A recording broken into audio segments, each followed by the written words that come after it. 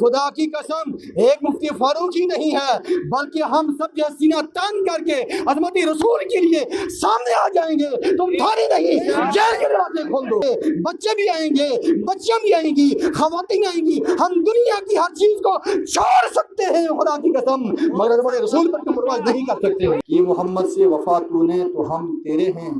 یہ جہاں چیز ہے کیا لوح و قلم تیرے ہیں، اور محمد کی محبت دین حق کی شرط اول ہے، اسی میں ہو اگر خامی تو سب کچھ نامکمل ہے۔ آج ہم آئے کیوں یہاں پر ہیں، ایک یہ سوال پیدا ہوتا ہے، اور چونکہ یہاں پر ہماری حکومت کے اہلکار، نمائندے اور تمام ایجنسیوں کے افراد بھی ہوں گے، ان تک یہ بات ہم بالکل واضح الفاظ تک پہنچانا چاہتے ہیں کہ ہم مسلمان ہیں، اور مسلمان کے لیے سب سے زیادہ عزیز چیز وہ ہے نبی کی ذات، اور نبی کی ذات اس لیے عزیز ہے کہ قرآن جو دستور عمل ہے مسلمانوں نے تمام لوگوں کے لیے، اس قرآن نے ہم سے مطالبہ کیا ہے کہ اگر تم سچے پکے مومن بننا چاہتے ہو اس نبی سے محبت کرو، اور اس تمام کائنات کے اندر جتنے بھی لوگ ہیں سب کو زندگی گزارنے کا جو صحیح طریقہ ہے وہ قرآن نے کہا یہ نبی کی زندگی کے اندر ہے، یہ نبی نے جیسا کیا ویسا کرنا ہے۔ بہرحال مسلمانوں کا ایک تعلق نبی کے ساتھ میں ہے، اور قرآن نے یہاں پہ گن کے کچھ چیزیں بتائی ہیں، 5 قسم کے لوگ بتائے ہیں، اور پھر جو ہے دنیا کی 3 چیزیں بتائی ہیں، مال اور تجارت اور یہ مکان۔ یعنی اگر تمہارے سینے کے اندر ان 5 قسم کے لوگوں کی محبت زیادہ ہے، کس سے؟ احب الیکم من اللہ ورسولہ وجہاد فی سبیلہ، اللہ اور اللہ کے رسول اور جہاد فی سبیل اللہ، ان 3 چیزوں سے زیادہ محبت ہے آپ کو ان 5 قسم کے لوگوں سے۔ کون کون تھا؟ ان کان آباؤکم و ابناؤکم و اخوانکم و ازواجکم و عشیرتکم، تمہارے ماں باپ، تمہارے اولاد، تمہارے بھائی بہنیں، تمہاری بیویاں اور تمہارا کنبہ، یعنی 5 قسم کے لوگوں سے اگر آپ کی محبت زیادہ ہے اللہ اور اللہ کے رسول سے، تو فرمایا کہ تم انتظار کرو اللہ کا عذاب آ جائے گا۔ ایمان کا تقاضا یہ ہے کہ ہماری جان پر آئے تو کوئی بات نہیں، ہمارے اولاد کٹ جائے تو کوئی بات نہیں، ہمارے اموال کو ضائع کر دیا جائے کوئی بات نہیں، ہمارے خاندان کو ختم کر دیا جائے کوئی بات نہیں، لیکن واضح طور پر سن لو، اگر نبی کی ذات پر حملہ ہوگا تو یہ مسلمان جو ہے صف اول کے اندر یہ علماء کرام کھڑے ہوں گے، ان کے پیچھے نوجوان ہوں گے اور بزرگ ہوں گے، وکلا ہوں گے اور تاجر لوگ ہوں گے، پروفیسر ہوں گے، سارے لوگ آئیں گے، بلکہ ابھی گھروں کے اندر مائیں بہنیں انتظار کر رہی ہیں کہ کب ہمیں آواز دی جائے گی، ہم اپنے مکان مال جائیداد سب چھوڑ کر کے ننھے بچوں کو ہاتھوں میں لے کر کے نبی کی عظمت پر قربان کرنے کا جذبہ رکھتے ہیں۔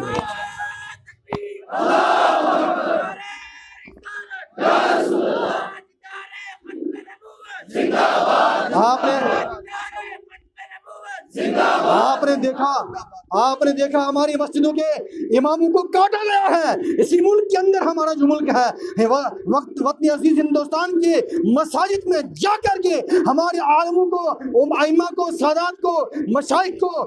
ذبح کیا گیا ہے۔ مسلمان بے ضمیر اور بے غیرت نہیں ہو سکتا ہے۔ ایمان کا تقاضا یہ ہے کہ جب ایمان پر، اسلام پر، قرآن پر، نبی کی ذات پر حملہ ہو جائے گا، مسلمان لاکھ پر دنیا کو اور چھوڑ کر کے میدان میں آ کر کے خود اعلان کر دو آؤ کتنا کاٹنا چاہتے ہو، ہمارے سینے تیار ہیں۔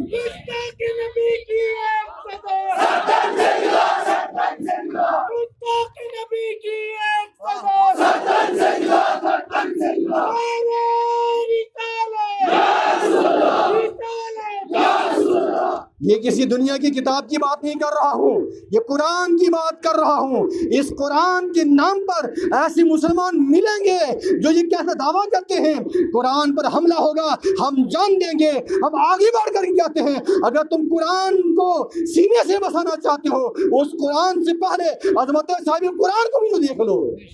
تم بھولے ہوئے ہو۔ ہم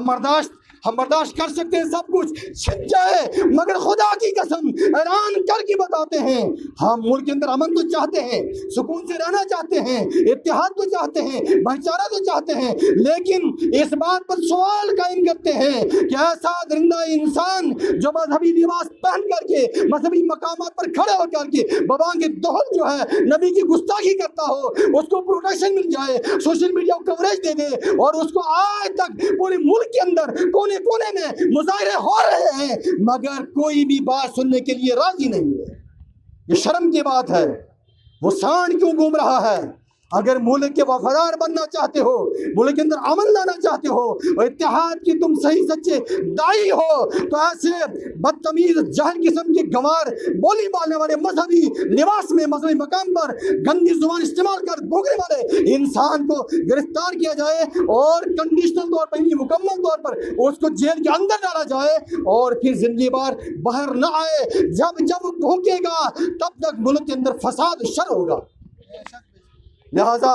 ہمارا مطالبہ یہی ہے کہ اس شخص نے مذہبی لباس کیوں پہنا؟ اس کو چاہیے تھا مذہبی لباس پہن کر کے مذہبی مقامات پر اپنے مذہب کی بات کرتا، مذہب کے فالوور کو سمجھاتا، امن و سکون کی بات کرتا، لیکن تعجب ہے تجھے یہ اجازت کیسے مل گئی اس لباس میں آ کر کے اس مذہبی پوتر مقام پر ہو کر کے ہمارے بانی اسلام کے خلاف گندی زبان استعمال کرتا ہے؟ اور یقیناً اگر ایسے افراد کو قانونی کارروائی کر کے جیل میں نہ ڈالا گیا تو ہم ایسے افراد کی زبان کو کھینچ کر کے باہر لائیں گے اور اپنی جانوں کا نذرانہ پیش کریں گے۔ ہمارے آپ لوگوں سے گزارش ہے، یہ علماء کرام تو انشاءاللہ سادات مشائخ کھڑے ہیں، کیا آپ لوگ بھی اگر ناموس رسالت پر حملہ ہوتا رہا جیسے اس کے چیلوں نے کیا، لگاتار ہو رہا ہے، مساجد بھی پامال ہو رہی ہیں، قبرستان بھی توڑے جا رہے ہیں، خانقاہیں بھی محفوظ نہیں ہیں، اگر ایسا ہوتا رہا وقت آ گیا، ابھی تو ہم یہ چاہتے ہیں کہ ایسے گندے ناصر کو ہم کسی مذہب کے خلاف نہیں، ملک کے کسی آئین کی آئین شکنی نہیں کرنا چاہتے ہیں، ہم آئین کی بالادستی چاہتے ہیں، ملک کے خلاف نہیں، قوم کے خلاف نہیں، مذہب کے خلاف نہیں، رنگ کے خلاف نہیں، نسل کے خلاف نہیں، کسی کے خلاف نہیں ہیں۔ ہم کرمنل انسان نہیں بلکہ کرمنل وہ جو ہے جانور نما ایک انسان سامنے آیا ہے، اس کے خلاف ہے۔ اس کو چاہیے کہ فوری طور پر اس کو جیلوں کے اندر ڈالا جائے۔ بصورت دیگر یہ تمام علماء کھڑے آپ کو آواز دیں گے، مجھے بتاؤ کیا یہ علماء تنہا ہے یا آپ ان کے ساتھ میں رہیں گے؟ ماشاءاللہ۔ اور کیا اکیلے آؤ گے جب نام رسالت پر جو ہے حملہ ہوگا؟ اکیلے آؤ گے یا کہ بزرگوں کے لاؤ گے؟ اپاہج بھی آئیں گے، لنگڑے بھی آئیں گے، لولے بھی آئیں گے، اندھے بھی آئیں گے، بچے بھی آئیں گے، بچیاں بھی آئیں گی، خواتین آئیں گی۔ ہم دنیا کی ہر چیز کو چھوڑ سکتے ہیں خدا کی قسم، مگر ہمارے رسول پر کمپرومائز نہیں کر سکتے ہیں۔